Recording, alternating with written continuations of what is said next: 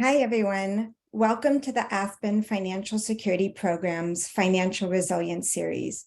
We are excited you are joining us for today's event, which is part one of our two-part series, with today's focus on modernizing public benefits to support financial resilience. My name is Sarika Abbi, and I lead our Benefits21 initiative. Benefits21 works towards a future in which all workers across the United States have access to and make use of equitable benefits. We produce tools and insights, convene cross-sector leaders, and spur market and policy innovation to close benefit gaps today and modernize benefits to ensure the financial security of all workers in the future. This event is supported by the funders of our Benefits21 initiative, which includes JP Morgan Chase, Lafayette Square, MetLife Foundation, Prudential Financial, and the W.K. Kellogg Foundation. While the COVID-19 pandemic, which we are all still recovering from, was a once-in-a-generation economic and health crisis and a massive stress test on the financial resilience of U.S. households and our economy, we also know that it is just one example of the uncertainty and volatility of the world we now live in. Even as the recovery from the pandemic has unfolded, inflation has increased expenses, making it even harder for people to make ends meet and save. Climate change's contribution to fires, floods, and extreme weather continues to devastate local communities and households' finances. All this means we are in urgent need of more and better supports and the right systems to ensure people can effectively cope and manage financial shocks as economic uncertainty rises and becomes a part of our everyday lives. Financial resilience is the ability to manage a financial shock, small or large, from an unplanned expense, such as a car repair, or loss of income, such as extended unemployment, without a negative impact on households' financial stability, economic opportunity, and overall well-being. To be resilient, households need the three essential building blocks of financial security laid out in our financial security framework. These three pillars are routinely positive cash flow, where income is typically higher than expenses, personal resources, such as savings and other financial cushions, and public and private benefits, which provide foundational supports that all households need to stabilize, build wealth, and thrive. Building from this framework, we have developed a financial resilience framework, a resource and tool for leaders to explore the functions public and private benefits play in supporting household financial resilience and how their work contributes. The framework will help highlight innovations and opportunities for action to close benefit gaps and improve design and delivery so all households can be effectively and equitably supported. A financial shock's impact on households and their families' well-being is dependent on the sufficiency of these three pillars in our framework. Routinely positive cash flow is foundational to a household's ability to weather financial shocks. With routinely positive cash flow, a household can build short-term liquid savings to help them cope with small financial shocks, the breakdown of a car, a higher than expected utility bill, or an unexpected visit to the hospital, mitigating the impact of the shock on a household's financial stability. Personal resources ensure access to a financial cushion to manage small financial shocks and achieve short-term financial resilience. Personal resources enable households to navigate financial shocks without incurring material hardship or debt that could compromise their long-term resilience. Public and private benefits play a critical role in helping households weather financial shocks and be financially resilient. There are four functions that benefits, when inclusively and equitably designed and delivered, play to ensure financial shocks do not destabilize households, but help them continue to be stable and thrive. These four functions are: one, benefits stabilize and supplement income. Benefits such as paid sick leave and supplemental nutrition assistance program provide income support and income continuity that can mitigate the financial and material hardship effects of shocks. 2, benefits reduce the cost of expenses. Benefits such as Medicaid and employee hardship funds can help households pay for an unexpected expense and reduce the burden on the household to cover it with all their own resources. 3, benefits support savings. Benefits like workplace emergency savings can help households build a liquid savings cushion to effectively manage shocks when they happen. And benefits protect income through risk pooling. Benefits such as unemployment insurance and short-term disability insurance offer supports that protect income in the event of a large shock, such as an injury at work, a job loss, or a death in the family that households cannot self-insure against. Benefits are foundational to the financial resilience of households, and supporting households also strengthens our economy and society, making us all more resilient. But as our benefit scorecard shows, gaps in benefit access coupled with design and delivery issues limits their effectiveness. Today's conversation goes deep on where we are seeing changes and opportunities to close gaps and modernize our public benefits. Federal, state, and nonprofit leaders have been stepping up in exciting ways, taking action and paving the way using a people-centric approach to redesign public benefits. We will discuss where change is happening in our public benefits and where there's room and opportunity for long-term improvements to support households' financial resilience. Throughout the discussion today, please submit your questions for the moderator in the Q&A box at the bottom center of the screen. We'll be live tweeting from @Aspen FSP, and you can join the conversation with hashtag Aspen FSP Live. I now want to welcome our moderator for our keynote fireside chat, Joanna Smith-Ramani, to join me. Joanna is the Managing Director at the Aspen Financial Security Program. Joanna, please turn on your camera. It is on. Thank you so much, Sarika. I was like, did you say my name? Hello, everyone. Good afternoon for those of you in my time zone, and I guess still good morning for those of you on the West Coast. Sarika gave us such an amazing overview, and I have such a short amount of time with two really amazing leaders in our country that I'm going to invite Jean and Clarence to turn on their cameras right now and kind of get us into the conversation. Let me just give a few kind of framing remarks, and then we'll get right into the fireside chat, although it's a little kind of like warm and humid today in DC, so the fire part of it doesn't feel as nice to me, but the chat does. So, we all know, we've been following the news, we've been reading about the really positive impact the American Rescue Plan had on our country, especially around alleviating poverty, bringing economic stability to communities, and of course around infrastructure. But what we haven't talked enough about is really the systems change, the lessons around identifying and solving for the challenges of delivering just really an enormous, ambitious plan in our country, and where those things were solved for now, and maybe some of the ways they'll solve for future needs too.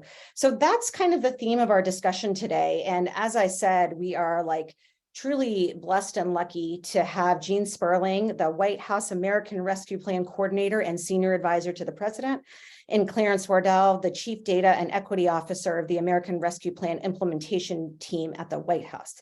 Whew, okay, you guys have some heavy titles because you have some heavy work you're doing for all of us in the country.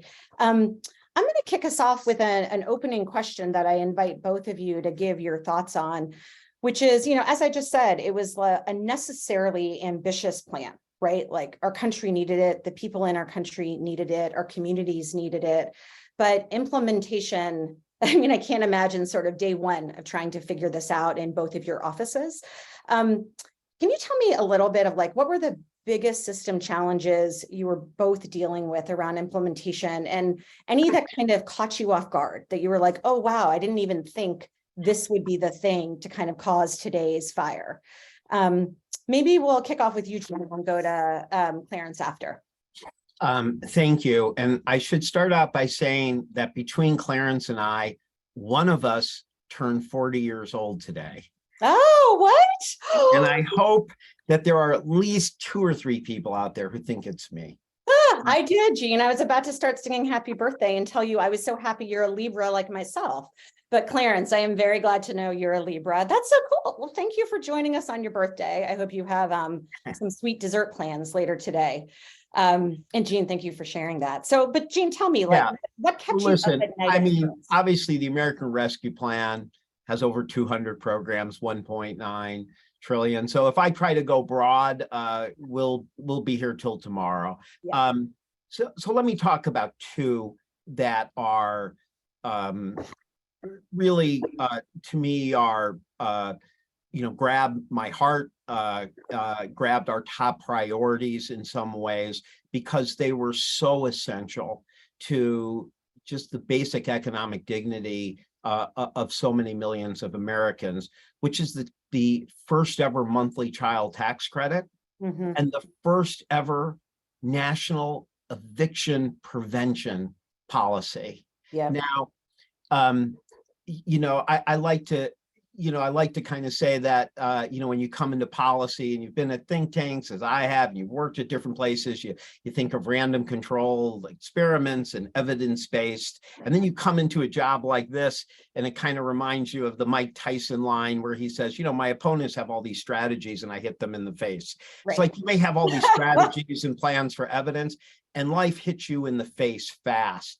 Yeah. And what was amazing about these 2 is that there was a command from the legislation to do historic system and infrastructure building with a set deadline.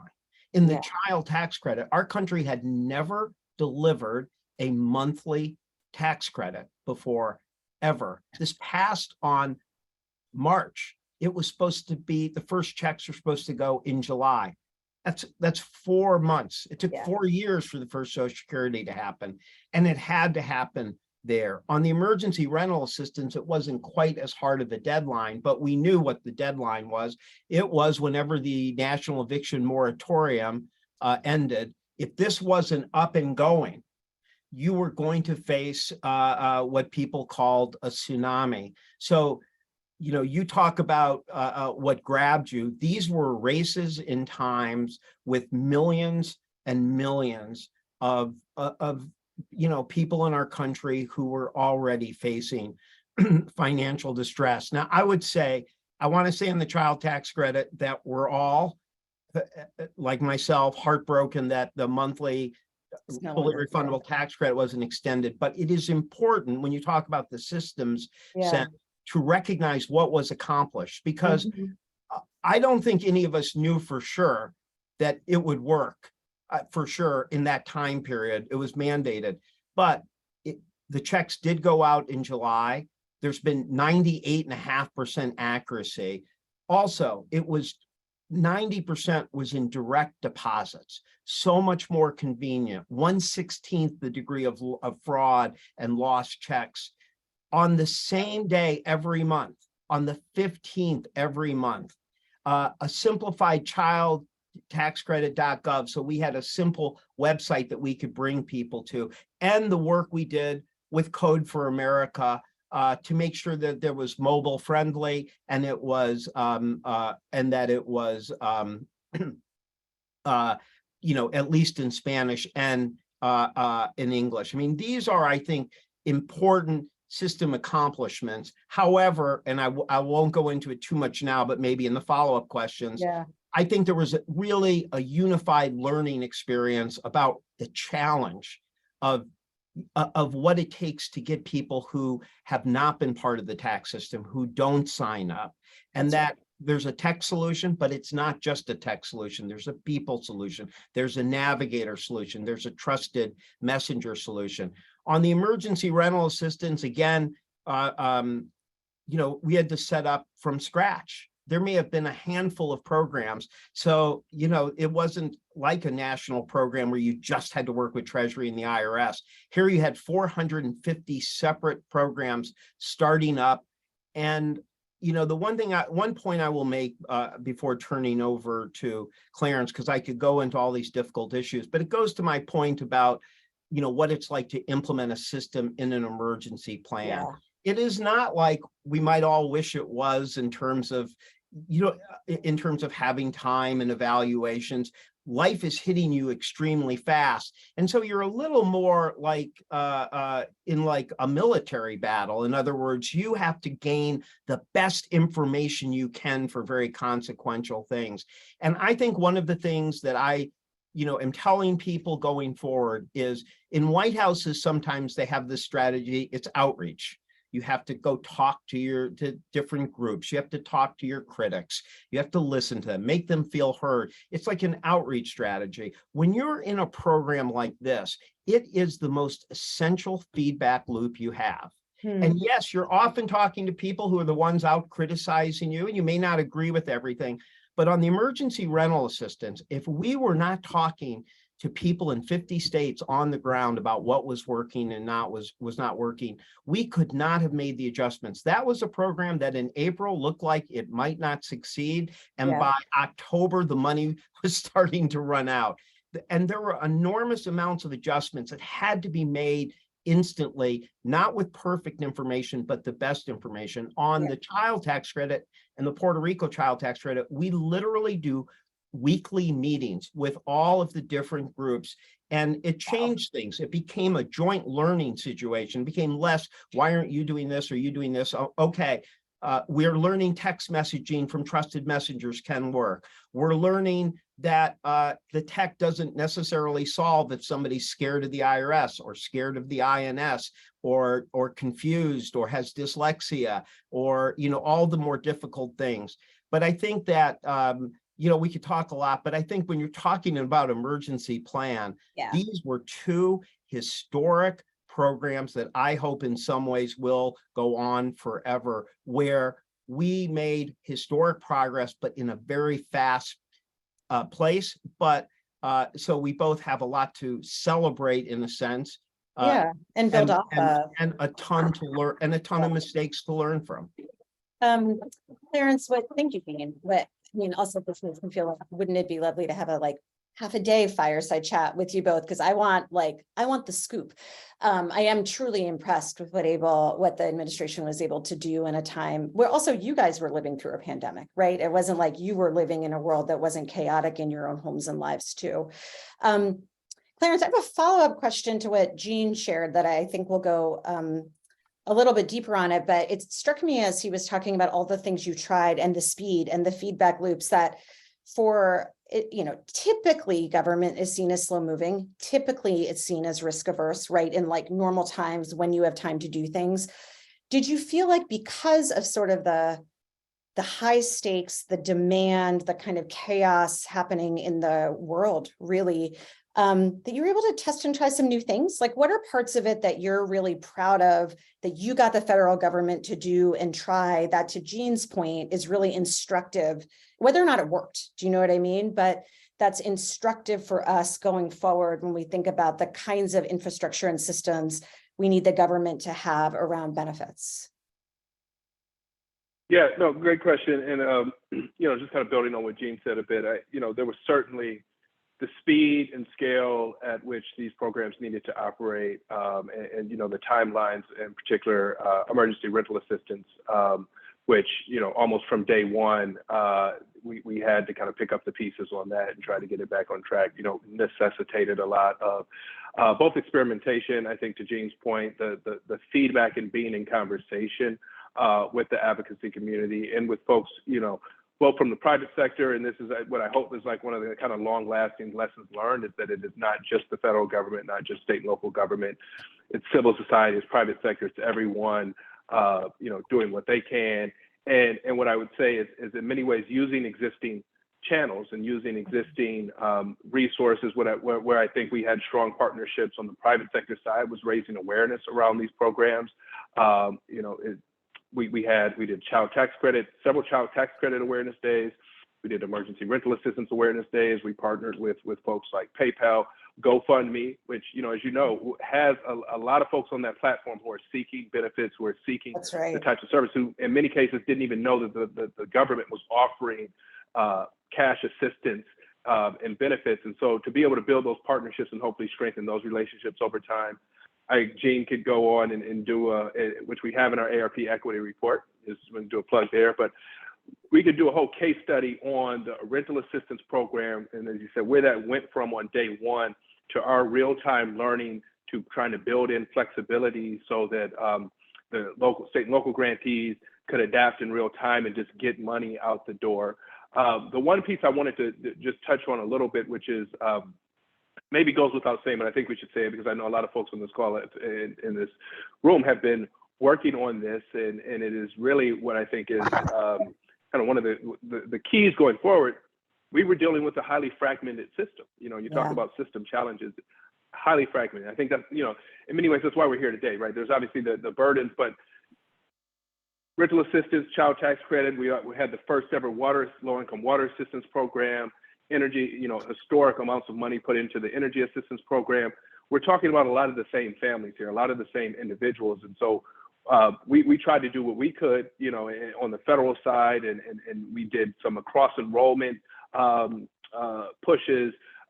Jean was really at the forefront of trying to push us, and can we do cross marketing at the very least, knowing that, you know, there's a lot of barriers on the enrollment side, but cross marketing across these programs, doing joint events.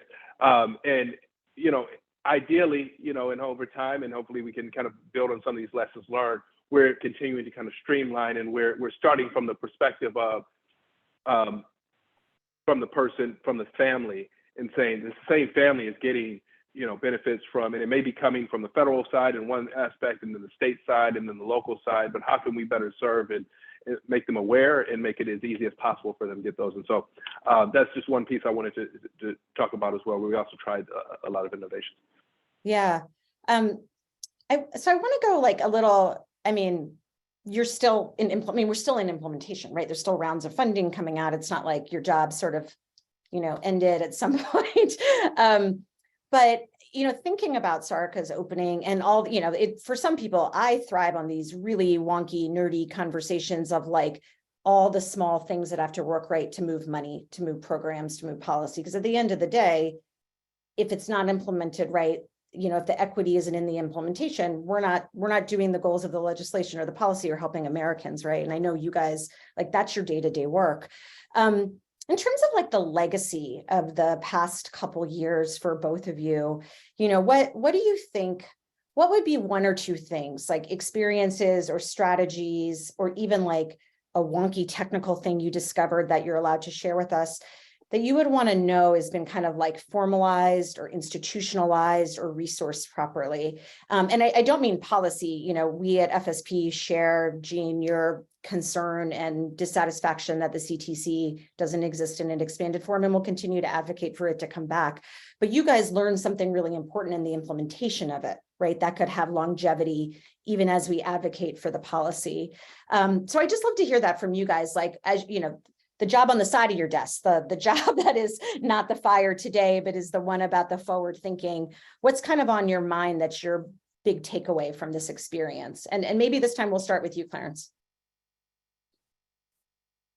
Oh, sure. Well, I'll just say quickly and then pass it to Jean. I mean, I think one is just that I hit on is, I think, you know, there's nothing like, you know, whether it's sports, you know, some other, but, you know, going into battle with someone, even if you weren't good friends at the beginning, you know, you're going to come out of that on the other side, and hopefully those will be lifelong relationships. I think both, and I mentioned it before, you know, there are folks here today, and you'll hear from others later, that Code for America, you know, many others that we worked with from the nonprofit civil society community.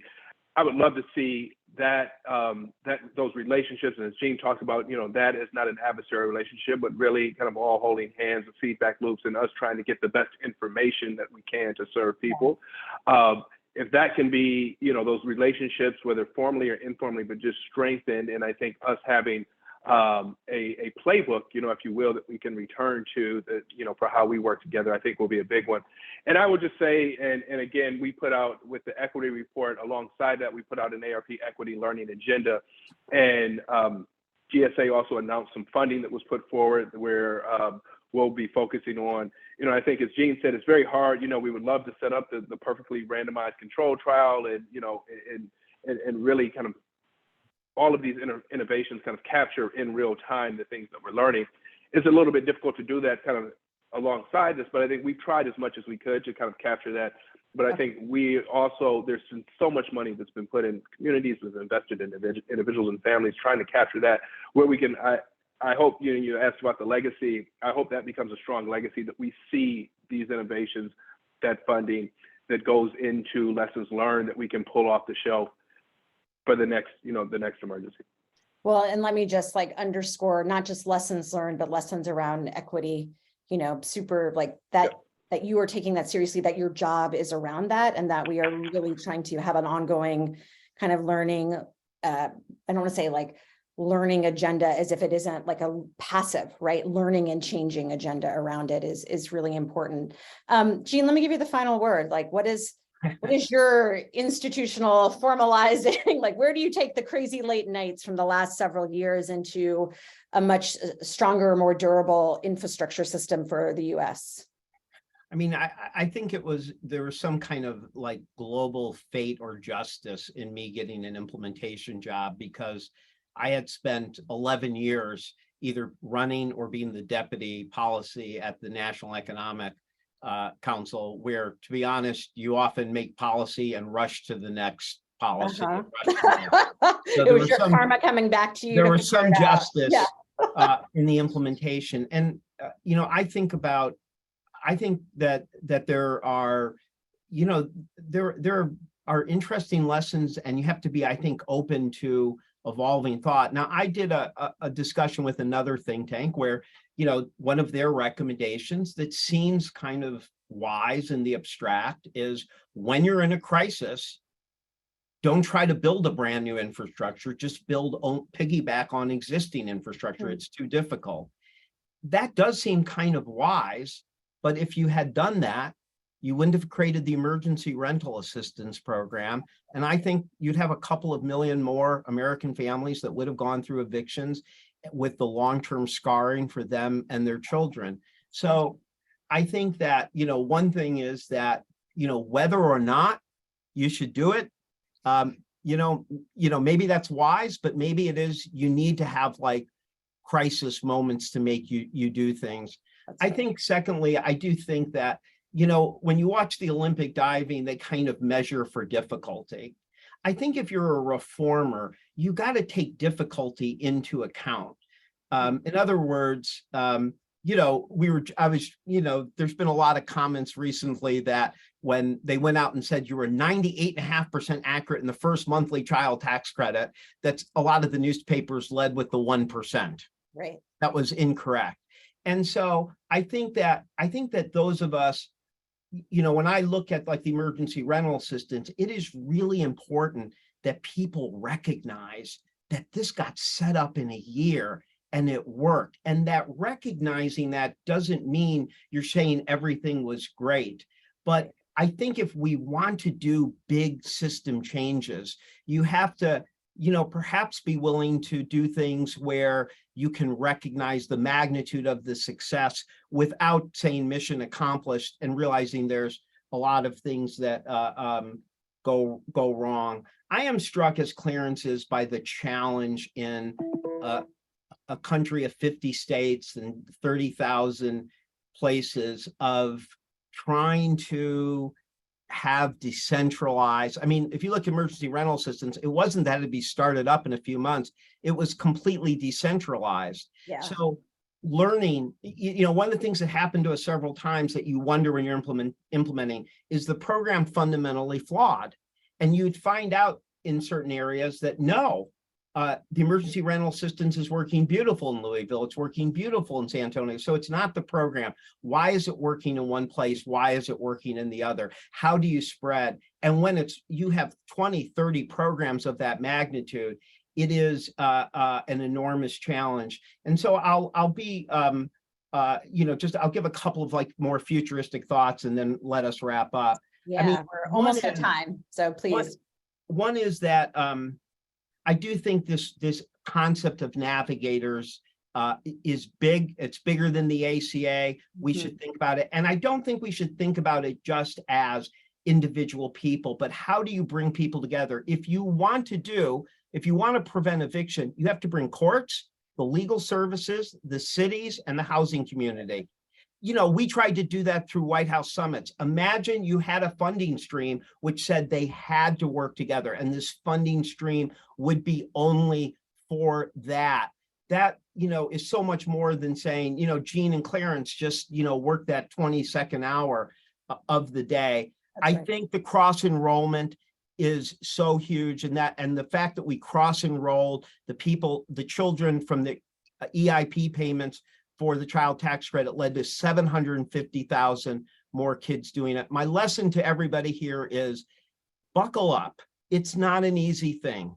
Yeah, it can be done, but it's a 3 or 4 or 5 year project. You can't just have a good app and figure out how somebody signing up for food stamps, you know, gets automatically a child tax credit. These are difficult. I think they're solvable, but it doesn't help if people think like it can be done in 6 months. It's a serious project and people have serious issues. And I do wonder someday, could we ever create more kind of local one-stop shopping where you could send a person to a physical place where they could get help with the child tax credit or the earned income tax credit. And so you aren't in my situation where you're trying to do that for 10, 15 separate programs. yeah, And it is not like, you know, we had billions and billions of dollars for that or could have set them up automatically. That's an interesting systems analysis long-term project that's worth our country thinking about. So thank you for having us. Yeah, well, Jean, I'll let you know I know you guys can't see chat from within the White House system, but there's some huzzas and excitement, especially around your last comment. And I'll let you, well, thank you deeply for your time here and whisk you off back to your jobs because they're making our lives and families in our communities' lives better. So I need you to do that too. But just remind folks of kind of the last themes that came up around, I think, tenacity, complexity, and like real collaboration is being underlying in any of the systems work. And commitment, you know. So again, thank you, Clarence. Thank you, Jean. You know, please go back to your day jobs. Don't work that 22nd hour on your birthday, Jean. Oh, not Jean, I'm sorry, Clarence, and enjoy the day. I'm going to ask you guys to turn off your videos and invite my colleague, Tim, to join the screen and get the next conversation going that builds on this one so nicely. Thank you, Joanna, and thank you, Jean and Clarence, for joining us for that really important conversation. We're a little short on time, so I'm going to ask all of our new panelists to turn on your cameras, and I'm going to go short on introductions. And I think it was a really great spot to end with Jean's discussion about all the different pieces that need to come together for this particular panel. We have folks from Terry Ricks is the Deputy Secretary of Louisiana's Department of Children and Family Services. Amanda Renteria is the CEO of Code for America. And Mike Wilkening is the Senior Advisor for Delivery at the Executive Office of the President. And they are part of that long journey of taking years and years try to build those interconnected systems for the public benefits we have. And I'm excited to dig into this conversation, one, about how that's possible, but two, also how we spread that to more places and scale up the work that they're doing. And so, Terry, I want to start with you. Can you tell us a little bit about the ground up work you're doing with Code for America and what got you into it? Thank you so much. Yeah, what an exciting conversation we're having. And I will say that when we walked in the door in 2016 with the current Governor John Bel Edwards, we were met with large-scale flooding in Louisiana. And it really took a lot out of us at that time to meet those emergent needs. At the same time, I got introduced to Code for America, and they wanted to help us to begin really looking at people-centered design in the work that we were doing, our regular work. Unfortunately, at the time, we could only do so much. And once I really did some research to figure out who Code for America was, I decided that it was going to be a good idea to work with them because they were going to help us actually map the experiences and get on the ground, talk to those who we serve, and talk to our employees, which we really needed to do. And they turned out to be incredible partners. So we didn't have this really big project. We had a project where the research that Code for America did really helped us to solidify, without a doubt, of those we work with in our communities said, the number one way that I'm asking you to communicate with me is my telephone. Very important piece of information. Secondly, they helped us to understand how we could use that phone to better connect people, to stop losing benefits when they still qualified for them. For example, reducing churn, more work for our staff, more headaches for those who we serve. And so we worked with them to start what they called law message, which is sending text messages. It was reminders. If we send these reminders to you, will it help you stay on benefits if you still qualify for them and still need them, still desire them? And the answer was yes. It really worked. Everybody needs reminders to do the important things that they do. And so that really worked. And so we were prepared, therefore, going into COVID, that we were now sending text messages, not just to those in our care, like foster families. Hey, are you okay with one of these 10, 12 hurricanes that have passed through Louisiana in the past few years? We were able to do that. But then we started actually reaching out to the SNAP clients to say, hey, there's a reminder that you need to do whatever to keep your benefits. During the pandemic, the benefits were changing, right? You need to do this, you'll get more money, you won't get more money. There's PEBT now for certain people. There's emergency rental assistance. There's unemployment changes. And using text messages, we were able to send those who we work with text message about all those things. And so in Louisiana, Code actually worked with us to show us that our text messages to remind people, for example, about the child tax credit, where we were cross-marketing, as our leaders have just talked to us about, it increased the number of Louisianians who actually got the child tax credit. And since the time we worked with Code for America at that time, back in 2018, Louisiana has sent more than 77 million text messages to remind and inform those who work with us about the end of the public health emergency, Medicaid changes upcoming, and FEMA registration when we were in the middle of everything, disaster benefits for SNAP, et cetera. So the work, a small, seemingly small piece of work that we did with Code for America to help us understand how to communicate respectfully and efficiently and effectively, has really been a game changer. Thanks, Terry. Amanda, I'm going to turn to you. And I think jumping off what Terry said about like text messages as a core system and a core technique here, I think when we have these conversations with other audiences, the things we're describing here can feel very basic. We're just talking about texting people. The things that Jean talked about, navigators, just is someone there to talk you through the program, or did we get that application on the phone for people to access it? I think given how simple those things feel, it can be difficult for people to understand the sense of scale of what you unlock when you do what seem like very simple things. Could you talk a little bit about your all's work and like what is the grand scale of change and benefits people could unlock with these sorts of tools? Yeah, I'm just really excited, first of all, to be here with these incredible leaders. And I think one of the things that gets lost in it is you really need people on the front lines who are willing to champion this work with you, to be in the risk and figure it out together. And as we've gone through, it's been fantastic to see these voices, to see the examples, and actually some of the things we heard in the early conversation with Jean and Clarence, those were new findings. And so it's really fantastic to see that we've been on this journey with both Jean and Clarence on CTC, and hearing them actually recognize and understand we can do this differently in partnership with nonprofits, in partnership with elected leaders and others. And so it's wonderful to be on this call. I do want to talk about just, getting the basics right is actually what makes the big stuff possible. And so I think I'm always surprised when we talk about this work, how surprised people are on the outside, like, oh yeah, texting is a really big deal. But when you look at studies like in Tennessee where an audit uncovered that 2/3 of the 220,000 children who lost access to TennCare, which is Medicaid, from 2016 to 2019, did so because of incomplete or unreturned paperwork, not because they were ineligible. So what we do at Code for America is, how do we switch that? That is a solvable problem. That's really how we began this work. But what I'm really excited to share, and I know some of folks on this call have already heard about this, but I'm excited to see that the civic tech movement today, and it's not just Code for America, there's a whole world out there that's been working on this. Code for America has been doing it now for 12 years.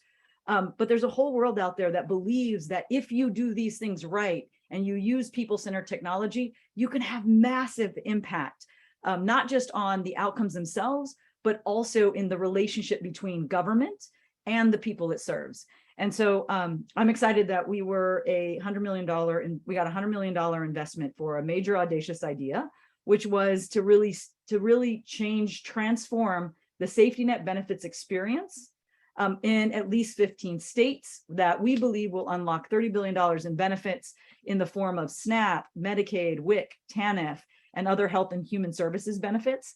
And we kicked off our first cohort this summer. Louisiana is a part of that. And it's really excited to now be moving to our second cohort in 2023. We have an RFI out there to really engage folks who are out on the front lines who want to make this kind of change. I just want to give the last piece of the question here is, not only can you unlock the $30 billion in benefits, but you can start to change the culture and conversation across 5 states, and then 10 states, and then 15 states. And it really does matter as we think about the future of safety net in a more uncertain world that you heard Terry just talk about. The things that we can do if people just know their report will be due, if people just understand the process. And then 3, if people can just quickly and accurately complete a form in a way that reaches and respects them where they are. That's what's really exciting about this. And I do think it's the calling of our time that we do have people-centered technology now to use. And we have incredible leaders on this call, but incredible leaders out there in stakeholder groups as well, waiting to do this work together. And so I think the potential here is absolutely unlimited, and it will take all of us on this call, but all of those listening in, to believe in this work and to do the basics, to get it right, to do the big things that I think are for a generation of a new time where government and the people are much more connected. And when policy passes, benefits flow through as they are intended from the very beginning. Thanks, Amanda. As you say, and we are fond of also saying that implementation is policy. And if it gets into the law and it doesn't get to people, it doesn't actually affect people's lives. And that's what we need to focus on. I would also appreciate the shout out to the rest of the civic tech community and other folks doing this work. We are going to be a contributor to a new resource hub coming up by the Beck Center next week. And I know Code for America is as well. That has a lot of the resources that in one place for folks to do that. So encourage folks to go sign up for that rollout next week.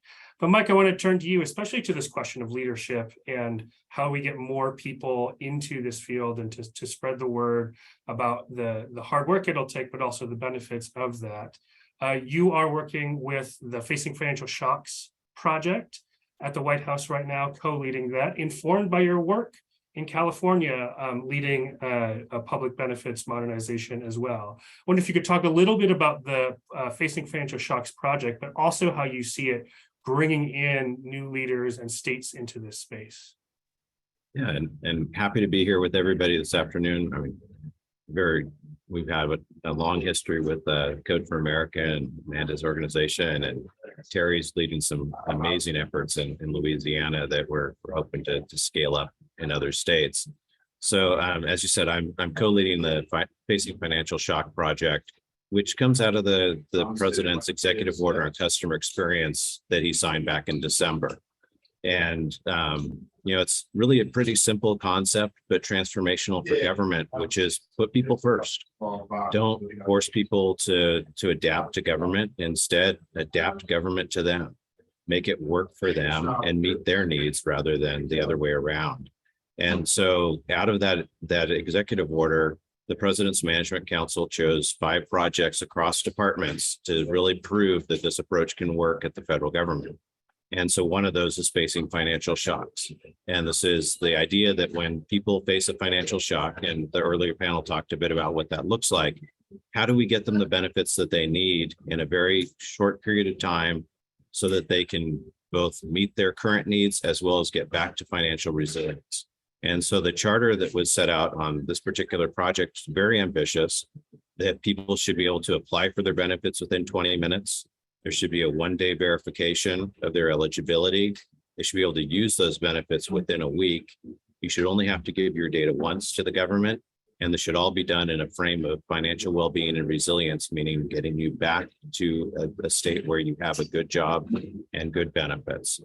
And so this is really, we're looking at what's already being done throughout the nation, looking at groups like Code for America and Sevilla and other civic tech groups, looking at states like Louisiana that are already doing this work and figuring out how can we scale? How can the federal government be a partner, and how can we accelerate?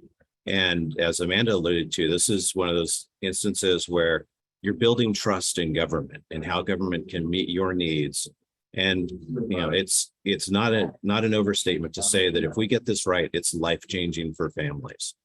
And so, it's really important that we lean into this work. My background is I came from California state government, where I was for 25 plus years, including 11 years running health and human services in California. And we started doing this work. So I know it's tough work. It is not easy to do this.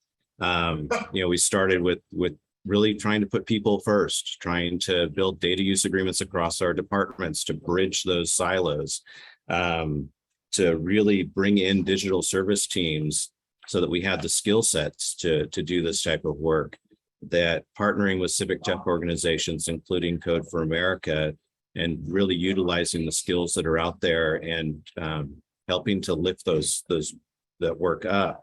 We partnered with 18F to start looking at procurement and how can we redo procurement in the state.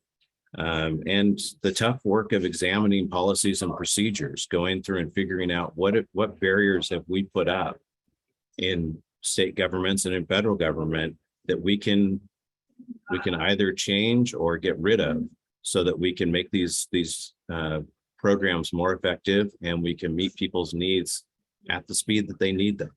Yeah. Terry, I believe you have something to add here. Yeah, I just wanted to be able to, taking some of the information and the charge that Jean put out, overlaid with the customer service experience, right? The executive order on the customer experience. One of the things that we're doing is also making sure that we're using the existing resources that we have. So for example, the FCC commissioned 211, sort of eons ago, to be a resource and referral network. We realized in Louisiana that we were not really parlaying that resource very well.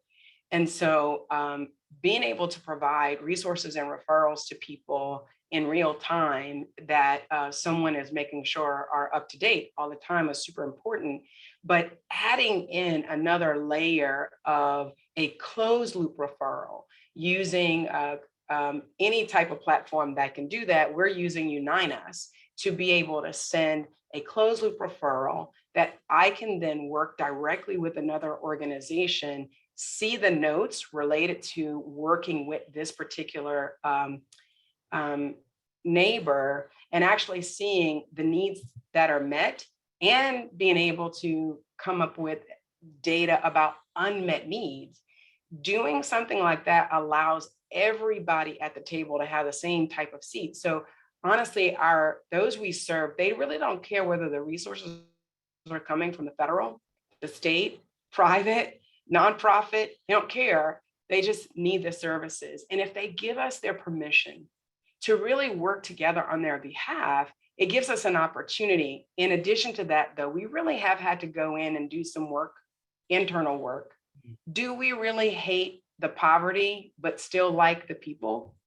Right? Those attitudinal changes, we really need to make sure that we are all involved in that type of work, inner work, that we are, and so we're doing that. We're raising our poverty competencies so that we stop being an agency that administers programs to a person that, to an agency, and even down to the person that sees themselves as one who eradicates poverty. It's a difference in approach, and it goes right along with the executive order. It takes more than the systems. It definitely takes the persons, but we got to have the right mindset, and that we're looking at our neighbors as our neighbors. Go ahead, Amanda. I think this is such an incredible point. And we learn it over and over and over again. One of the beautiful things is you have community-based organizations out there who want to partner. And part of the beauty, if you think about this in the long term, is not only are you elevating and understanding people's lived experience that are utilizing these resources, but you're able to empower a community on the front lines, community-based organizations, to also serve to help. Once we can actually build those kinds of relationships. We learned that in the child tax credit. We learned that over and over again as we go through states. And that truly is the sustainable model that really brings the government together with organizations, leaders, the communities, and individuals on the ground themselves to do this kind of work. I think that's fantastic. And I also just deeply appreciate the approach. We try to be a person-centered team when it comes to developing our policy and market solutions that come out of FSP, but it's easy to, especially at the federal level or the national level, get trapped into looking at these problems as spreadsheets rather than people. And I think what I love about these conversations, you all have that connection in a way that we need to be reminded of at the national level so often. I want to turn to what it takes to scale this up. In our kind of prior conversations about this, one of the things that came up was that this can feel risky. Mike, you were talking about people at the state level feeling alone, or who the leaders who are making these decisions. What does it mean, and what does it take to convince more leaders like Terry to take this up in their states and spread these models elsewhere? Yeah, I think there is an element of risk in taking these approaches, which hopefully we're lowering that bar. I think, success stories like those that in Terry's case, or as Code for America continues to roll this out in other states, as Sabila continues to do that, you start to see more successes, and that makes it a little bit less risky for people to step in because they can show the potential and the good impacts of this sort of an approach. But I think that there's also a role for the federal government here in really being the partner rather than kind of stepping back and waiting and seeing what happened and then criticizing or saying maybe you should have done it this way, but instead leaning in and saying, how can we be helpful? How can we lift up these efforts? How can we partner with community organizations and with states that are doing this work? And as you said, the states and community organizations are on the ground. These, especially in health and human services, that's where the work's being done.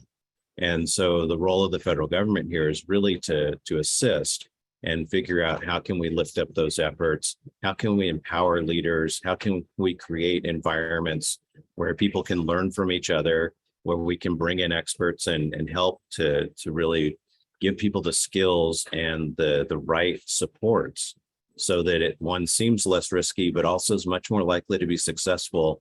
And really with that focus on, we all have the same goal, which is to lift families out of poverty. This, this is a team sport. No one element's going to be able to do this alone. And I know from my experiences in California, there were many times where I was looking towards the federal government and wishing that there were things like a customer experience executive order and teams that were trying to be helpful that really could have helped us to move forward much more quickly than we were able to. Terry and Amanda, I want to give you a chance to jump in here if you have something to add about getting this to more states before closing us out. Yeah, so what I would add is there has been so much, right, that has been helpful coming from the White House, and all of the benefits that came through COVID that we've talked about so far really do help us see a lot of different opportunities. I think when we start to look at what families need, we've learned that cash and housing is super important to people. And I'd love to be able to say, if the federal government can help us to continue to learn how to actually get people that's green spending money so that they can get the various things that they need, we've got to look at the benefits cliff, right? And so work that we're doing with the Fed Bank of Atlanta, right? That Atlanta is helping us to understand the benefits cliff and how can we work across that. That's going to help us get to a point of raising the bar and getting things out to everyone, because this is what everybody is working against. People who begin to make a little bit of money and then they drop off. And so each one of these initiatives helps us to grow and learn a little bit more.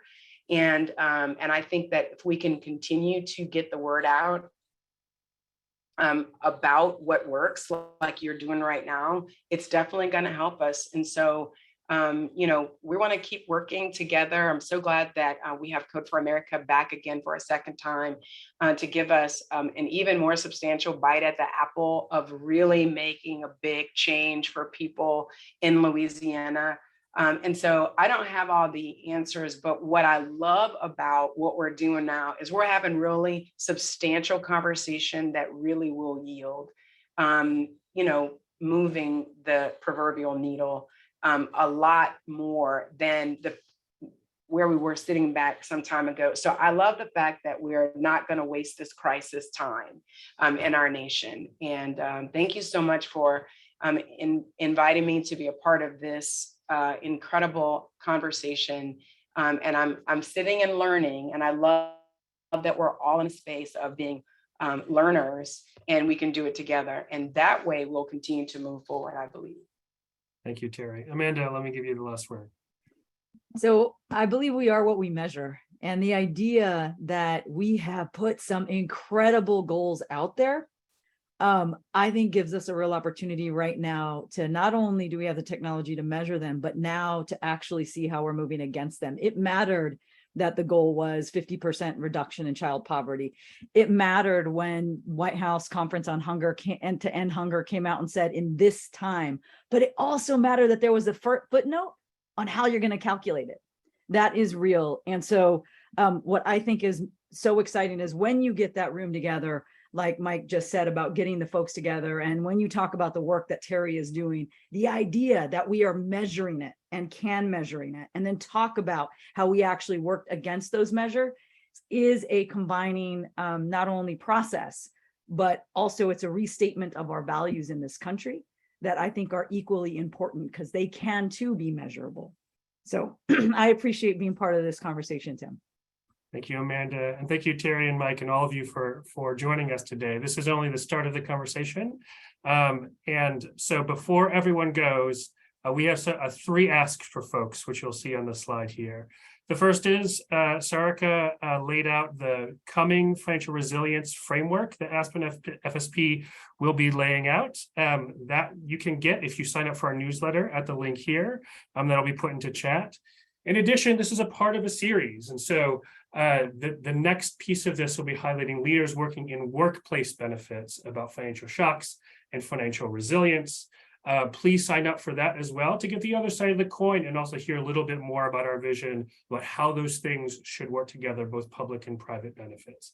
And finally, this isn't going to be our last word on this.